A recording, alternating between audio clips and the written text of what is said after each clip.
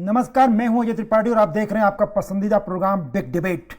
आज हम बात करेंगे मध्य प्रदेश के सालाना बजट की। इस बार मध्य प्रदेश में 2023 का विधानसभा चुनाव होने जा रहा है, तो बजट की तैयारियां जनता से जुड़कर हो रही हैं। वित्त मंत्री जगदीश देवड़ा और पूरी सरकार जनता से मांग रही है सुझाव। पोर्टल जारी किया गया है, उस पर सुझाव मांगे गए हैं। 26 जनवरी तक सबको सुझाव देना है। तो पहली बार ऐसा दिखाई पड़ रहा है पिछले कई दिनों बाद कि जब जनता के सुझावों के आधार पर सरकार अपना बजट तैयार करने जा रही है। सरकार वापस आएगी या नहीं आएगी 2023 में, इसकी कोई तैयारी तय नहीं है। इसके बाद भी सरकार पूरी इस तन्मयता के साथ काम करने जा रही है ताकि बजट परिलक्षित हो, जन कल्याण का बजट परिलक्षित हो, लोगों के कल्याण का, ताकि सरकार को उसका लाभ मिल सके। और इन्हीं सारे मुद्दों पे हमारे साथ विशेषज्ञ चर्चा करेंगे, मेहमान होंगे बहुत सारे, और इस मुद्दे पे हम चर्चा करके जानने की कोशिश करेंगे आखिर जो बजट होगा वो कितना फायदा दे पाएगा मध्य प्रदेश की जनता को, जिसके लिए बजट तैयार किया जा रहा है, जिसके मार्गदर्शन में तैयार किया जा रहा है, जिसके सुझावों के आधार पर तैयार किया जा रहा है। इसी पर देखिए हमारे आज का प्रोग्राम। हम चर्चा शुरू करें, विश्लेषण करें, उसके पहले देखिए हमारे साथी अतुल पाठक की एक छोटी सी रिपोर्ट।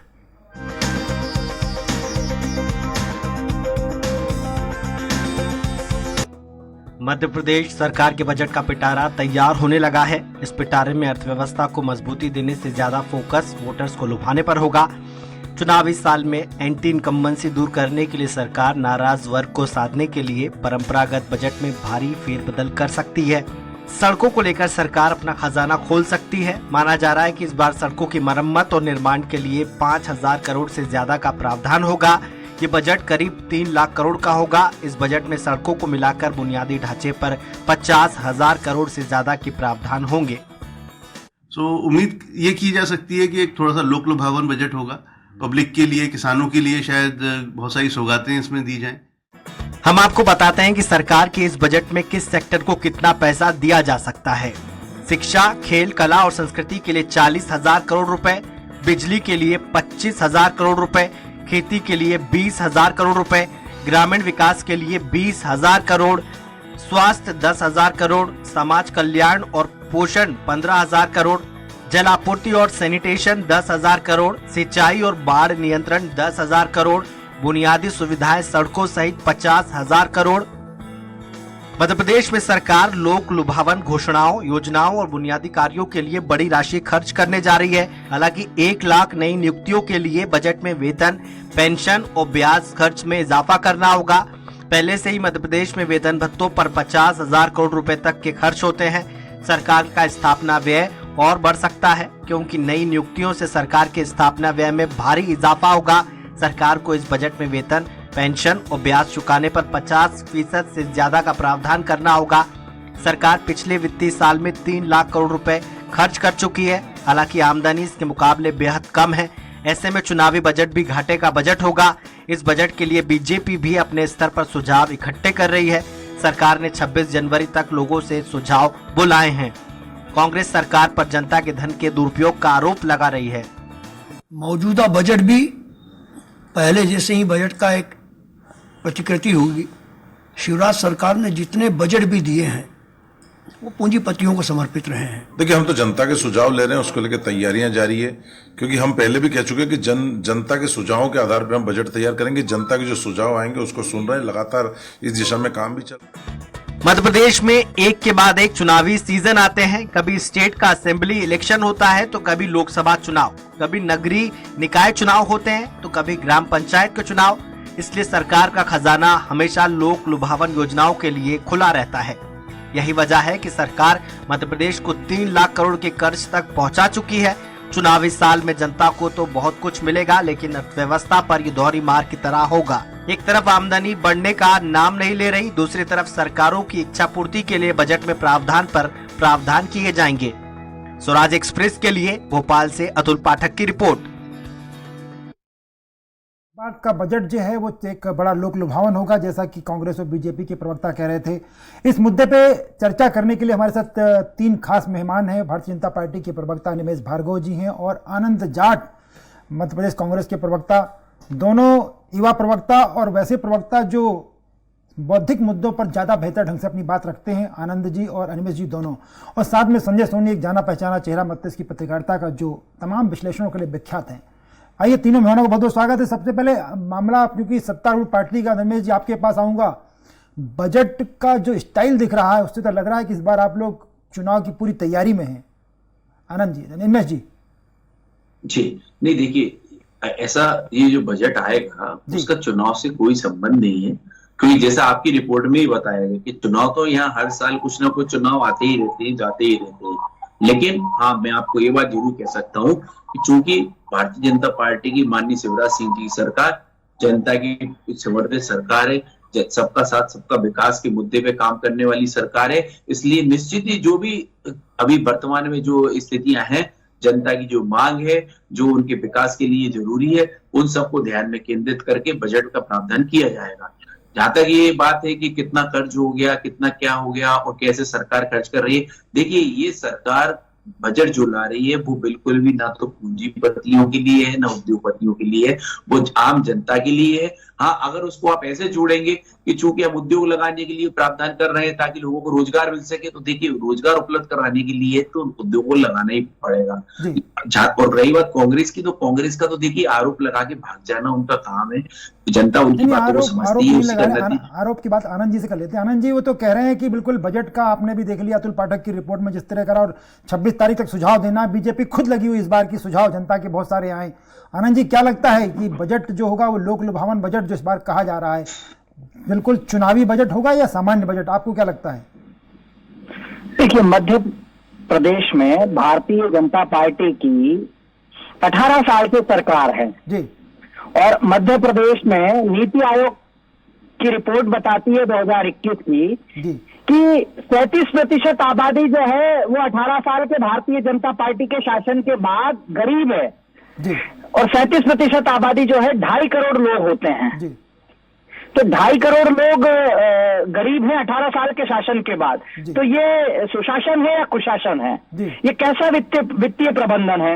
मध्य प्रदेश में शिक्षा का इंडेक्स जो नीति आयोग का है वो कहता है कि 19 बड़े राज्यों में मध्य प्रदेश जो है शिक्षा में 15वें स्थान पर है जी, और स्वास्थ्य का इंडिकेटर कहता है कि मध्य प्रदेश 19 बड़े राज्यों में 17वें स्थान पर है।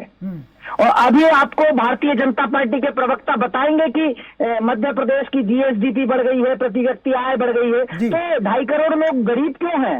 ये आनंद भाई वो बात तो करेंगे वो, क्योंकि ईज ऑफ डूइंग में नंबर 1 है। अगर जीडीपी बढ़ रही है और ईज ऑफ डूइंग में मध्य प्रदेश नंबर 1 है, वो बात तो भाजपा वाले करेंगे ही ना। नहीं, बिल्कुल करना चाहिए, लेकिन मुझे ये तो गणित समझा दीजिए कि आपने जो इतना सारा कुछ करके दिखा दिया है, तो फिर मध्य प्रदेश शिक्षा में सबसे निचले पायदान पर क्यों है? मध्य प्रदेश में 2.5 करोड़ लोग गरीब क्यों हैं? मतलब राम राज्य आ जाना चाहिए ना सर। यहाँ केवल क्या कहते हैं, उधार की बिजली, कर्जा लेकर सड़कें बना देना, ये विकास नहीं है ना। ह्यूमन डेवलपमेंट क्या है? मैं इस मुद्दे पे लौटता हूं। मैं संजय सोनी जी हमारे साथ जुड़े। संजय जी, देखिए बिल्कुल साफ कहा जा रहा है कि ये आंकड़े हैं, ग्राफ हैं, साफ साफ है कि जीडीपी में हम नंबर 1 पे हैं, और हमारा जो ऋण है जिसकी बात बार बार कही जाती है वो भी अभी अपनी जीडीपी के जो एवरेज रहता है उसके नज़दीक है, क्रॉस नहीं किया लिमिट को। लेकिन मुद्दा जो जानन जात जी उठा रहे हैं कि इतना होने के बावजूद हम अभी भी श्रम एरिया में बहुत सारे मुद्दों पर, शिक्षा के क्षेत्र में बहुत पीछे, कई पायदान पर पीछे खड़ा होता मध्य प्रदेश, तो क्या बजट का सदुपयोग नहीं हो पाता या बजट की प्लानिंग ठीक से नहीं पाती? अगले बजट को देखते आप क्या सोचते हैं? देखिए, बजट तो वैसे ही सरकार का महत्वपूर्ण हिस्सा है और हर बार सरकार को अपनी 1 साल का सरकार को चलाने के लिए पूरा एक निर्धारण होता है। उसको लेके वो विधानसभा में भी समय समय पर अनुपूरक बजट लाके पेश करके अपना एक खाका खींचता है।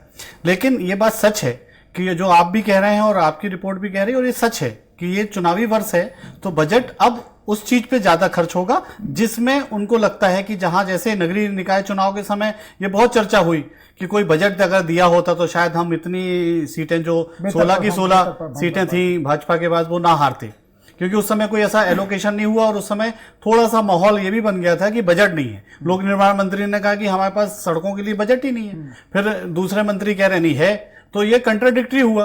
तो जनता को लगा कि यार बजट नहीं है फिर भी कैसे काम कर रहे हैं। तो ओवरऑल कहने का मतलब ये है कि बजट का जो निर्धारण होगा इस बार सेवाओं के लिए, जन सुविधाओं के लिए, और जो खास तौर से सड़कों के लिए, जिस पे हमेशा सवाल खड़े होते हैं। और भाजपा हमेशा कांग्रेस को ये कहती आई है कि 2003 के पहले क्या था, गड्ढों में सड़कें थी, कि सड़कों में गड्ढे थे, ये कोई पहचान नहीं पा रहा था। तो उसको बजट का निर्धारण अब करना सिर्फ सड़कों को लेके नहीं, जो और सरकारी सुविधाएं हैं जो सरकार कहना चाहती है, अपने बजट पे लाना चाहती है। और लोक लुभावन बजट जो कह रहे हैं आप, बिल्कुल सच है, क्योंकि लोक लुभावन तो लाना ही पड़ेगा, क्योंकि अब ये चुनावी वर्ष है। अनिमेश जी से समझते हैं, अनिमेश जी बड़ा मुद्दा उठ रहा है कि आपका बजट, सब बातें आप बहुत अच्छी कर रहे हैं, जीडीपी बहुत अच्छी है आपकी, उधार की बात बहुत अच्छी, आप सब बातें कह रहे हैं, पर एक जो मुद्दा आनंद जाट जी उठाया और संजय जी समीक्षा करे तो उसकी, कि आखिर फिर भी हम एजुकेशन के क्षेत्र में, स्कूल के स्टेटस के क्षेत्र में लगातार पीछे क्यों हो जाते हैं? आखिर आपका बजट ठीक से बंटता नहीं है, या अलॉटमेंट गलत होता है, या आप उसको सोच नहीं पा रहे ठीक से कि करना क्या है? मैं आपका निश्चित जवाब दूंगा, लेकिन इससे पहले मैं अपने कांग्रेस प्रवक्ता साथी की एक बात का जवाब देना चाहता हूँ। वो बार बार 18 साल पे जोर दे रहे थे कि 18 साल में तो राम राज आना चाहिए था, ये होना चाहिए था। अगर 18 साल में ये सब हो जाना चाहिए था, तो 50 साल में उसमें क्या होना चाहिए था? तो इसलिए देखिए, इस तरह से तुलना करना उचित नहीं है। आज आप देखिए, जब भारतीय जनता पार्टी की सरकार आई थी तो हमको एक बीमारू राज्य मिला था। उसके बाद आज देखिए, विकास करते करते हमको लगातार सालों से कृषि कर्मण पुरस्कार मिल रहा है। आप देखिए, आज शिक्षित क्षेत्र का कितना मुद्दे को कब तक आप आते रहोगे? कृषि कर्मण अवार्ड आपका, आप शिक्षा की तो बात करो, वही तो सब लोग कह रहे हैं। नहीं तो देखिए, मेरी बात सुनिए, आप एक बात है, वो क्या कहते हैं, उससे सरकार, उससे तो देश नहीं, प्रदेश नहीं चलेगा ना। आज हमारा अगर 70% हमारी आबादी अगर कृषि पे आधारित है, तो आज हमें 70% आबादी को एड्रेस करना हमारी प्राथमिकता नहीं होनी चाहिए क्या? आज अगर उनको सबसे पहले, अगर आज उनका देखिए, कोई भी आप, चाहे आप स्वास्थ्य की बात करिए, चाहे आप शिक्षा की बात करिए, चाहे आप सड़क की बात करिए, देखिए स्वास्थ्य आदमी स्वास्थ्य की सेवाएं कब ले पाएगा? जब वो 70% कृषि व्यवसाय से जुड़ा व्यक्ति सक्षम होगा। आज वो अब शिक्षा संबंधित सुविधाएं कब ले पाएगा? जब वो 70% व्यक्ति अपने सक्षम होगा। आज वो 70% व्यक्ति जब गाड़ी खरीदेगा तभी तो सड़कों का उपयोग कर पाएगा। तो सबसे पहले तो उसकी जो जीवन की मूलभूत जरूरत है उसको एड्रेस करना जरूरी था, उसको किया। आज पूरा प्रदेश, हम पूरे देश में नंबर 1 पे खड़ा हुआ है। आज आप बेरोजगारी की दर देखेंगे तो आप देखिए कितना सुधार हुआ है। तो आज आप अगर आप तुलना करना चाहते हैं तो आपको तुलना उससे ही करना पड़ेगी जो खराब था, उससे सुधार क्या हुआ है। आप उसको इस तरह से तुलना नहीं कर सकते कि इतने साल में क्या हुआ है। देखिए, आज लगातार हमारी सरकार, और रही बात जहां तक लोक लुभावन बजट की बात है, तो देखिए, ये सरकार का कर्तव्य है कि जो जनता की मांग है, जो जनता की जरूरत है, उसके हिसाब से बजट आए। इसमें गलत क्या है? मैं तो कहता हूँ कांग्रेस पार्टी को भी इसका समर्थन करना चाहिए। जी, गलत कुछ नहीं है। सवाल सिर्फ उठ रहा है कि इस बार ही आपको क्यों ध्यान आया कि जनता से पूछ के बजट बनना चाहिए? मुद्दा ये हो रहा है बस, छोटा सा। नहीं, आप पहले भी देखिए, पहले भी लगातार सुझाव मांगे गए हैं, पिछले वर्षों में भी सुझाव मांगे गए। कोई भारतीय जनता पार्टी पहली बार चुनाव थोड़ी ना लड़ी है। पहले भी जनता की मांग के अनुसार, जनता की जरूरत के अनुसार जो बजट लाए गए हैं वो इस तरह से ही लाए गए हैं। चलिए, मैं आनंद जी मुस्कुराए। आनंद जी, मुद्दा देखिए, वो तो बात उन्हें जिन सेक्टर में उनको काम करना है उस सेक्टर की बात करेंगे। आप बाकी शिक्षा को भूल जाइए, ईज ऑफ डूइंग में अगर नंबर 1 है तो वो बात करेंगे। नहीं, शिक्षा नहीं, देखिए, मैं शिक्षा के स्तर में भी आनंद जी, हाँ जी, लगातार सुनो जी।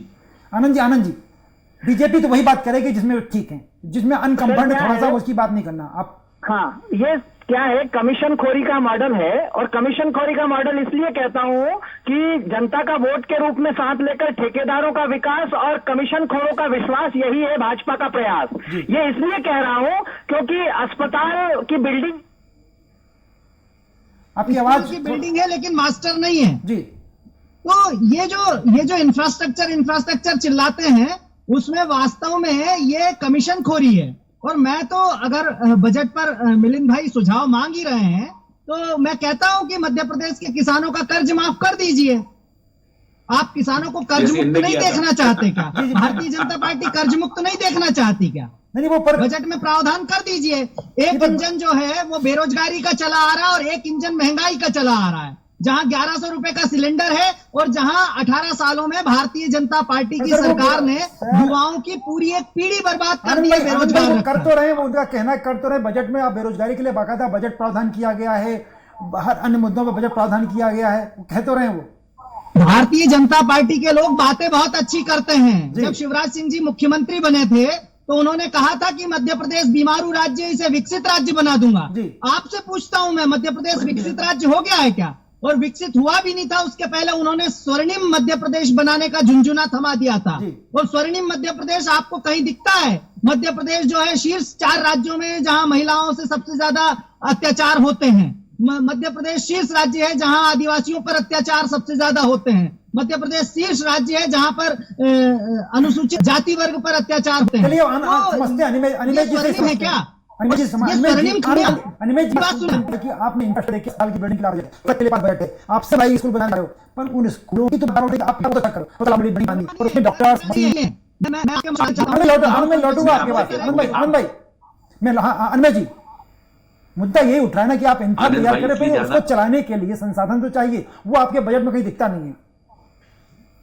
नहीं देखिए ऐसा नहीं है, आप देखिए लगातार नई पदों पर शिक्षकों की भर्ती की जा रही है। आपने स्वास्थ्य का बोला तो आप देखिए किस तरह से लगातार सरकार मेडिकल कॉलेजों की संख्या बढ़ा रही है जिससे हमारे नए नए डॉक्टर तैयार हो रहे हैं और उनकी सेवाएं ली जा रही हैं।